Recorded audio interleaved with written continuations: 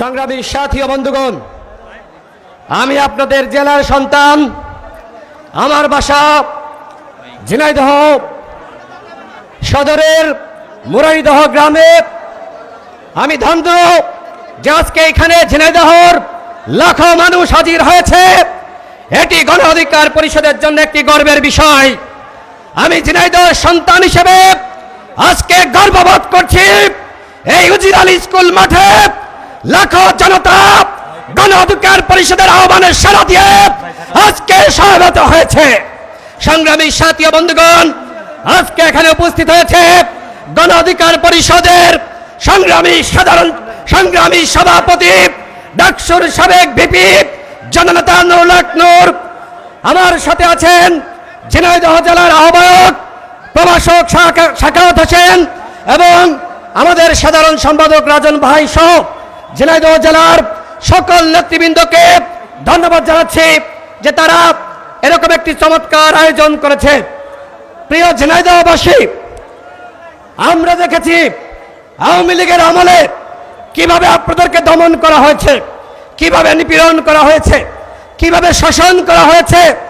আপনাদেরকে কথা বলতে দেওয়া হতো না। আজকে এই ঝিনাইদহ থেকে আপনারা আওয়ামী লীগকে বিতাড়িত করেছেন। এই যে বৈষম্য বিরোধী আন্দোলন হলো, সেই আন্দোলনে আমি দেখেছি ঝিনাইদহে ছাত্র অধিকার পরিষদ, ছাত্রদল, ছাত্র শিবির সহ ঝিনাইদহের সকল ছাত্র সংগঠন তারা নেতৃত্ব দিয়েছে এবং এই ঝিনাইদহ থেকে আওয়ামী লীগকে বিতাড়িত করেছে। সংগ্রামী সাথী ও বন্ধুগণ, আজকে সময় এসেছে নতুন রাষ্ট্র বিনির্মাণ করার এবং সেই রাষ্ট্র বিনির্মাণে আপনারা ঝিনাইদহবাসী আপনারা গণ অধিকার পরিষদের পাশে থাকুন। ইনশাআল্লাহ আগামীতে আপনাদের আশা আকাঙ্ক্ষা পূরণ করবে গণ অধিকার পরিষদ। এই যে আমরা যারা এই দক্ষিণবঙ্গের মানুষ, আমরা যখন ঢাকায় যাই, এই যে পাটুরিয়া, সেখানে কোনো ব্রিজ নাই। আমরা পদ্মা সেতু পেয়েছি। শেখ হাসিনা পদ্মা সেতু বানিয়েছিল গোপালগঞ্জকে ঢাকার সাথে কানেক্ট করার জন্য। আগামীতে জাতীয় সরকার গঠিত হবে, আমরা ইনশাআল্লাহ সেই সরকারে থাকব এবং আমরা পাটুরিয়া দিয়ে সেতু বানাবো। সেই সেতু হয় আপনারা যাবেন, ঢাকাতে যাবেন। আপনাদেরকে অনেক কষ্ট করতে হয় এই ঝিনাইদহে। এখানে ঠিক মতন বিদ্যুৎ থাকে না। আমরা দেখি যে এলাকাগুলোতে পল্লী বিদ্যুৎ, সেখানে প্রায় 12 ঘন্টা বিদ্যুৎ থাকে না। ইনশাআল্লাহ এমন রাষ্ট্র বিনির্মাণ করতে হবে যেখানে ঘরে ঘরে আলো থাকবে, অন্ধকার থাকবে না। আমরা দেখেছি এই ঝিনাইদহের মানুষকে বিভিন্নভাবে প্রলোভন দেখানো হয়। 1000 টাকা দেওয়া হয়, ত্রাণ দেওয়া হয় এবং বলা হয় আমাদের পাশে থাকুন, আমরা আপনাদের সেবা করছি। মূলত আপনাদের এই সেবার ভিডিও ফুটেজ দেখিয়ে তারা বিদেশ থেকে, সরকার থেকে হাজার হাজার কোটি টাকা লুটপাট করেছে। এই এলাকায় সাইদুল করিম মিন্টু আমরা দেখেছি কিভাবে সন্ত্রাসী এবং ক্যাডার ভিত্তিক রাজনীতি ঝিনাইদহ প্রতিষ্ঠা করেছিল। আজকে তার অবস্থান কোথায়? 18 সালে যখন আমি কোটা সংস্কার আন্দোলনের নেতৃত্ব দিয়েছি, এই সাইদুল করিম মিন্টু, রানা হামিদ তারা আমার বাড়িতে গিয়ে হামলা চালায়। আমার বাবা মঞ্চে বসে আছে, তাকে সেখান থেকে তুলে এনে এই ঝিনাইদহ সদর থানায় গ্রেপ্তার দেখায়। আমি 18 সালে গ্রেপ্তার হয়েছিলাম, 15 দিন রিমান্ডে ছিলাম, নির্যাতনের শিকার হয়েছি, তবুও মাথা নত করি নাই। আমরা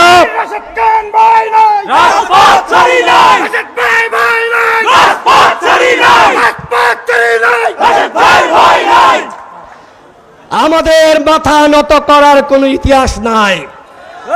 গণ অধিকার পরিষদ এই 24 সালে যে নির্বাচন হলো, সেই নির্বাচনে বলা হয়েছিল তোমরা নির্বাচনে আসো, তোমাদেরকে আসন দেওয়া হবে।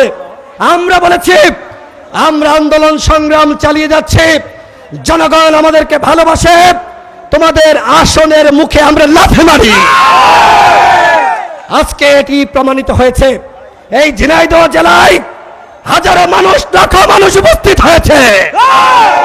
এটি প্রমাণ করে যারা মাথা নত করেছে তাদেরকে মানুষ গ্রহণ করে নাই, বরং এই ঝিনাইদহ থেকে তাদেরকে বিতাড়িত করেছে।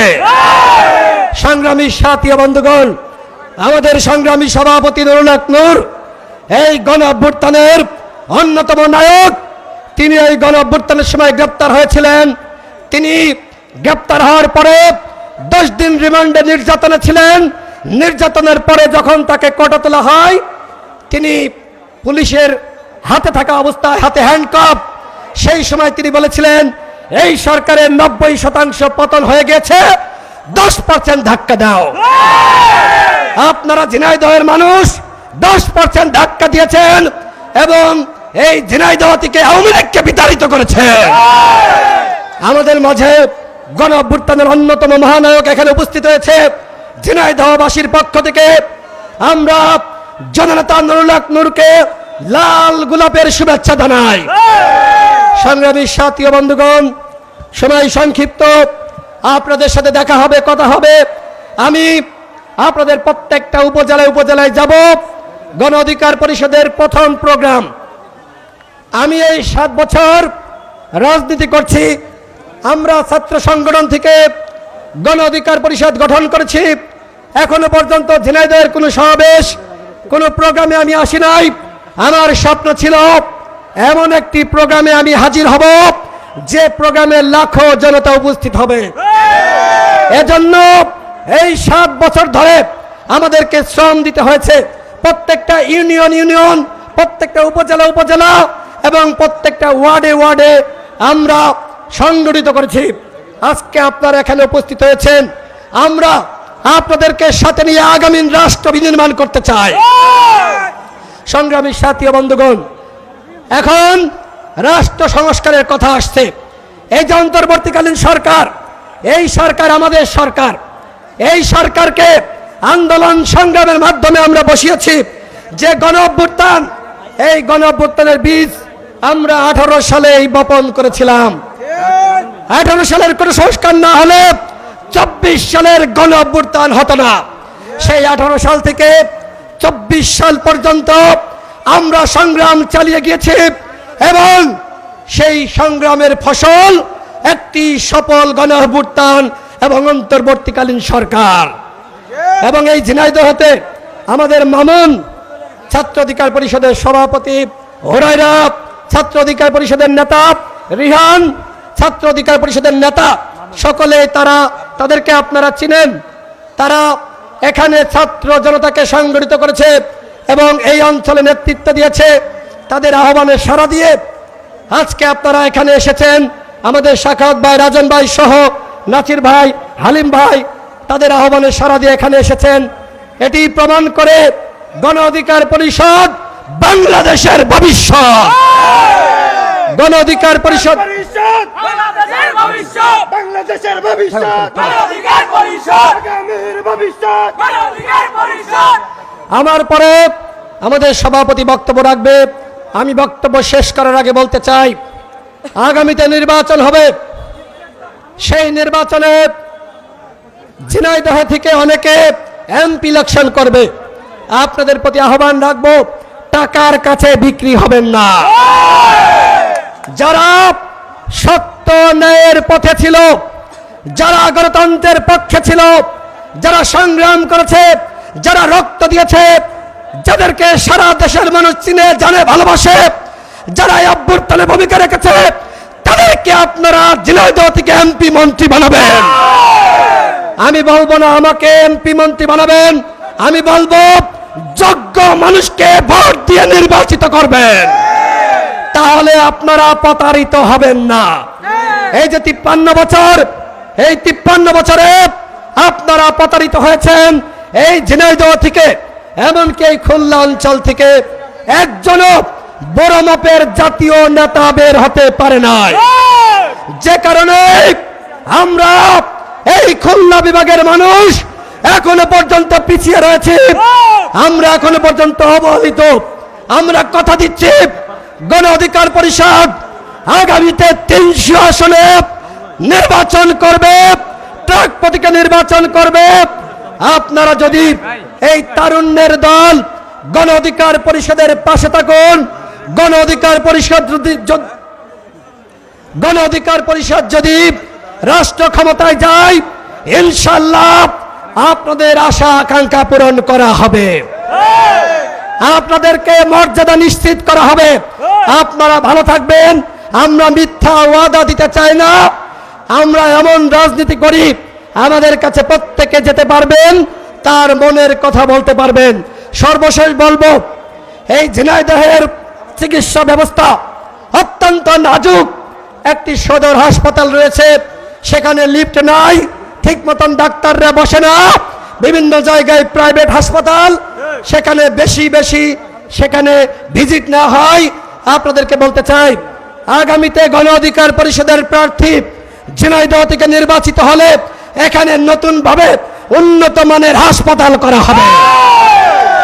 ঝিনাইদহের যে সকল বেকার ভাইয়েরা রয়েছে, শিক্ষিত ভাইয়েরা রয়েছে, আগামীতে গণ অধিকার পরিষদ গেলে প্রত্যেকটা বাড়ি থেকে একজনের চাকরি নিশ্চিত করা হবে। ঝিনাইদহবাসী, আপনার আমার ভালোবাসার মানুষ, আপনারা যে ভালোবাসা আজকে দেখিয়েছেন, আমি আপনাদের সন্তান হিসেবে, এই খুলনা বিভাগের সন্তান হিসেবে, ঝিনাইদহের সন্তান হিসেবে, ঝিনাইদহ সদর উপজেলার মুরারিদহ গ্রামের সন্তান হিসেবে আমি কৃতজ্ঞতা প্রকাশ করছি। আজকের এই প্রোগ্রামের যতটুকু অর্জন, এই অর্জন আপনাদের জন্য, এই অর্জন আমি আপনাদেরকে দিলাম। সকলে ভালো থাকবেন। আল্লাহ হাফেজ। আসসালামু আলাইকুম।